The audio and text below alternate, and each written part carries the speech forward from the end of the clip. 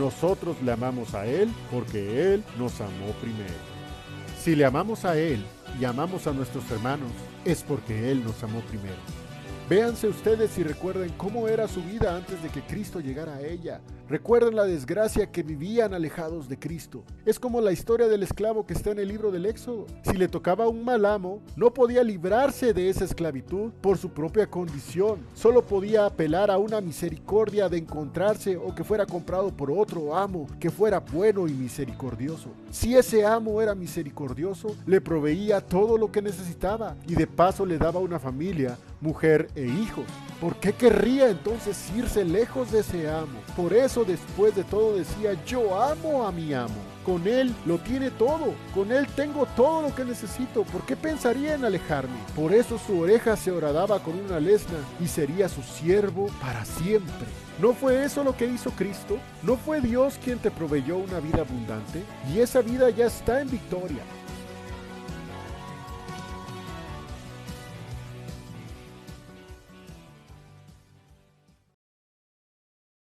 Estamos en el verdadero, empero sabemos que el Hijo de Dios es venido y nos ha dado entendimiento para conocer al que es verdadero, y estamos en el verdadero, en su Hijo Jesucristo. Este es el verdadero Dios y la vida eterna. El Hijo de Dios es venido y nos ha dado entendimiento. Ese es el gran objetivo de esta carta. Dios y Cristo existen. Jesucristo es Dios y eso es una realidad aunque muchos quieran negarla. Tenemos vida eterna con Él, siendo ganada con un gran precio, pues la sangre de Jesucristo limpia todo pecado. Esta es la doctrina más fundamental del cristianismo, y si eres cristiano de un tiempo para acá, la habrás reconocido perfectamente. Ahora bien, llegarán voces a tus oídos diciendo que hay otras cosas, que existen conocimientos más profundos, que puedes saber más, que no necesariamente la simplicidad que es en Cristo es lo mejor o lo más realista. No te dejes seducir por esas voces. Eso fue lo que pasó con varios de aquellos cristianos que escuchaban a esos falsos maestros. Llegaban a decir que Jesucristo era un espíritu que pretendió o se disfrazó de hombre. Era alguien que aparentó estar en la carne, pero que en realidad no era de carne. No es sorpresa entonces que nos topemos con pasajes como este. Primera de Juan, capítulo 4, versículos 1 al 3. Amados, no creáis a todo espíritu, sino probad los espíritus si son de Dios, porque muchos falsos profetas son salidos en el mundo. En esto conoced el Espíritu de Dios. Todo espíritu que confiesa que Jesucristo es venido en carne es de Dios, y todo espíritu que no confiesa que Jesucristo es venido en carne no es de Dios. Y este es el espíritu del anticristo, del cual vosotros habéis oído que ha de venir y que ahora ya está en el mundo. Para nosotros resulta muy lógico que Jesucristo es venido en carne, pero para aquellos cristianos no necesariamente sonaba así. El problema surge cuando empezamos a escuchar otras cosas que nada tienen que ver con la sana y pura doctrina. Juan nos está enseñando a ser tajantes con la doctrina cristiana verdadera, la que está plasmada en la Biblia, y no mezclarla con concepciones humanas que desvirtúan el mensaje divino concebido desde la misma mente de Dios. Ese mensaje no tiene mucho de místico o difícil de descifrar. No consiste en palabras elevadas o un lenguaje reservado para unos cuantos. El mensaje de Dios tiene una característica plasmada en el Salmo 19. Hace sabio al pequeño. Y es tan sencillo como esto. Primera de Juan, capítulo 4, versículos 6 al 8. Nosotros somos de Dios. El que conoce a Dios nos oye. El que no es de Dios no nos oye. Por esto conocemos el espíritu de verdad y el espíritu de error. Carísimos, amémonos unos a otros, porque el amor es de Dios. Cualquiera que ama es nacido de Dios y conoce a Dios. El verdadero mensaje siempre será oído por los verdaderos hijos de Dios. Mis ovejas oyen mi voz y me siguen, dijo Cristo cuando estuvo en este mundo. Las ovejas que no son de Él simplemente desechan este mensaje y se van tras filosofías y vanas sutilezas que nada tienen que ver con el Evangelio. Era un golpe contundente a aquellos que querían dejar el cristianismo por ir tras lo que esos falsos maestros enseñaban. Ándale pues, deja a Cristo. Pero deberás saber que eso no es lo que un verdadero cristiano haría. Lo interesante es que no se queda allí. Da esa famosa cita que termina: Dios es amor, no sin antes decir: carísimos, amémonos unos a otros, porque el amor es de Dios. Cualquiera que ama es nacido de Dios y conoce a Dios.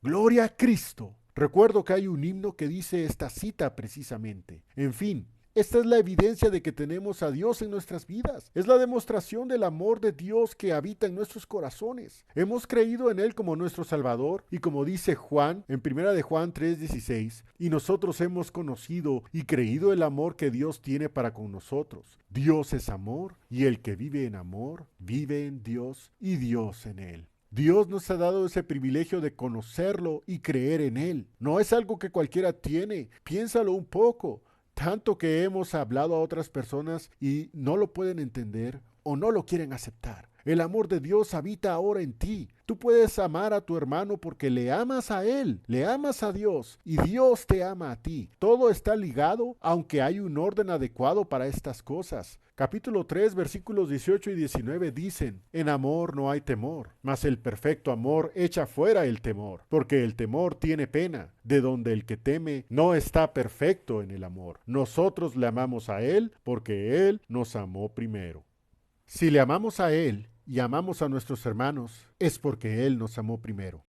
Véanse ustedes y recuerden cómo era su vida antes de que Cristo llegara a ella. Recuerden la desgracia que vivían alejados de Cristo. Es como la historia del esclavo que está en el libro del Éxodo. Si le tocaba un mal amo, no podía librarse de esa esclavitud por su propia condición. Solo podía apelar a una misericordia de encontrarse o que fuera comprado por otro amo que fuera bueno y misericordioso. Si ese amo era misericordioso, le proveía todo lo que necesitaba y de paso le daba una familia, mujer e hijos. ¿Por qué querría entonces irse lejos de ese amo? Por eso después de todo decía: yo amo a mi amo. Con él lo tiene todo. Con él tengo todo lo que necesito. ¿Por qué pensaría en alejarme? Por eso su oreja se horadaba con una lesna y sería su siervo para siempre. ¿No fue eso lo que hizo Cristo? ¿No fue Dios quien te proveyó una vida abundante? Y esa vida ya está en victoria.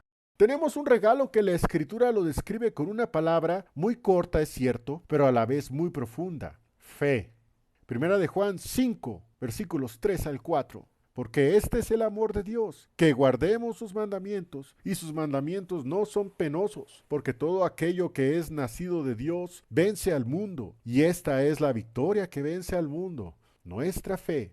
Todo esto está rodeado de enseñanzas que combinan a que nos amemos unos a otros. Guardar sus mandamientos es creer en Jesucristo y amarnos entre hermanos. Eso refuerza nuestra fe y tenemos victoria en este mundo. No hay más. Este mundo se pasa, su concupiscencia se pasa. Tenemos victoria sobre este mundo por nuestra fe, por lo que Cristo ha hecho. Creamos en Él y amémoslo a Él y amémonos unos a otros. Que no se nos olvide, esa victoria la tenemos porque Jesucristo nos la dio en la cruz del Calvario. Y ese sacrificio fue tan real que nadie lo debe dudar. No fue un ente espiritual que pretendió morir como esos griegos palabreros decían. Le atravesaron su costado, lo vieron, lo tocaron. Fue tan real y tan grandioso ese sacrificio que lo menos que podemos decir es: gracias, Señor. Miren este pasaje. Son varios versículos, pero vale la pena leerlos todos. Capítulo 5, versículos 5 al 13.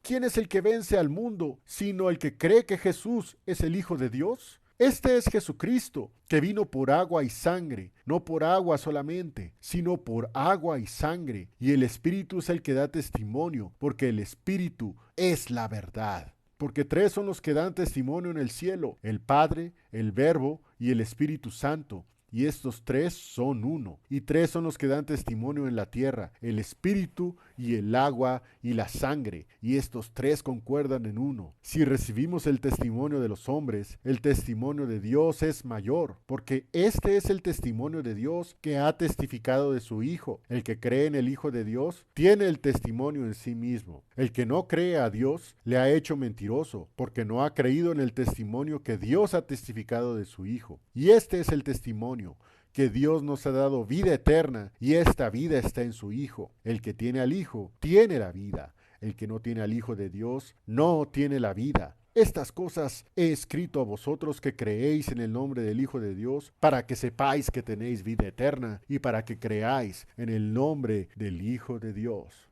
No hay duda, Cristo es real. Su sacrificio fue real. El testimonio está allí. El mismo Dios, el mismo Jesucristo, el mismo Espíritu Santo dan ese testimonio, y ese testimonio fue hecho aquí en la tierra. Eso es lo que está diciendo, y todo eso está escrito para que creamos en el nombre del Hijo de Dios, para que sepamos que tenemos vida eterna, para que creamos que Jesucristo es capaz de salvar. Con todo esto estamos prácticamente llegando a la cima de esta montaña. Sé que hay temas o que bien no tocamos o no le dimos la suficiente profundidad. Eso es normal en cualquier estudio bíblico, ¿no creen? Es muy poco el espacio, el tiempo y sobre todo nuestra capacidad para conocer las cosas de Dios es bastante limitada. Bien decía Pablo que nadie sabe nada como debería saberlo. Lo que sí puedo decir es que sabemos que tenemos la vida eterna con Cristo, con el verdadero Dios. Entendemos entonces que, primero, creemos en un Dios real. Nuestro Cristo es real y al ser venido en carne, pagó nuestros pecados y nos libró de la ira que vendrá. También entendemos que al estar en Él, nuestra vida es diferente. Nuestros deseos son otros. Ya no queremos lo que está en este mundo. Nuestro objetivo es ahora hacer la voluntad de Dios. Conocemos además que hacer la voluntad de Dios es guardar sus mandamientos. ¿Y a cuáles mandamientos se refiere Juan? Que creamos en Jesucristo, que amemos a Dios y que amemos a nuestros hermanos. Y también el verdadero cristiano, por tener a Cristo, la simiente de Dios en él, permanece en él, dando evidencia que es de él y que no desea jamás separarse de su Dios. Esa evidencia es una vida cambiada, siempre dirigida por el Señor. Por ello, podemos estar de frente ya en la cima de la montaña y decir el objetivo principal de esta carta. Primera de Juan 5:20. Empero sabemos que el Hijo de Dios es venido y nos ha dado entendimiento para conocer al que es verdadero, y estamos en el verdadero, en su Hijo Jesucristo. Este es el verdadero Dios y la vida eterna. Hemos llegado al final, hemos escalado esta montaña, estamos frente a la cima, tenemos este hermoso entendimiento de que estamos en el verdadero. Gracias, Señor, por tu salvación y por tus grandes enseñanzas. Aleluya.